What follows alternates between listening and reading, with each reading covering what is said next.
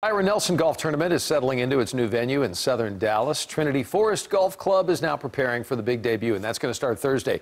But it's all about money in the end for everybody, right? Can this drive more business to southern Dallas? Steve Pickett, joining us live, looked into getting a few answers on that question today. Steve? As you know, Doug, it's been touted for quite some time to have more development and growth in the south in the same kind of way you've seen in the north. Well, just beyond those trees is that new investment, but people here who live on this side of this major thoroughfare want to know if they will reap any dividends from it. Pemberton Hill consists of long-standing homeowners, many with burglar gates around front doors to keep criminals out. The signs here are alerts of what's to come down the street. But there's trepidation. I feel like they should have done this years ago for the community. This is what resident Jennifer Hutchinson is talking about. Welcome to the Trinity Forest Golf Club, a former landfill, now the city's shining jewel of southern Dallas growth. An estimated 300,000 people are expected to witness the Byron Nelson Golf Tournament here this week.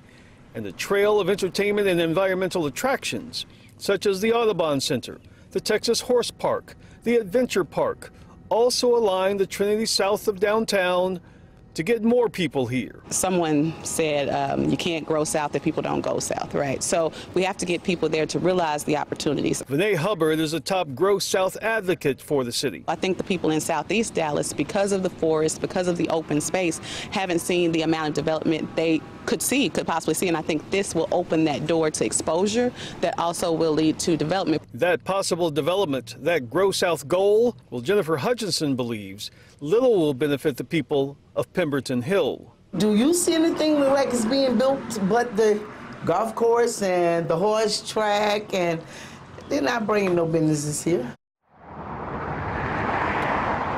What they are bringing, you can see there, those are charter buses coming in. You'll see many more of here like that here in the next few days as people come into this new golf course for the big tournament this week.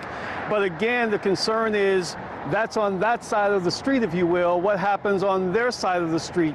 There are many people who say, yes, there is change coming. People are offering to buy their homes, but that's not building anything for them. That's essentially building on top of them. Some of the argument regarding all of this. Reporting live, Steve Pickett, CBS 11 News.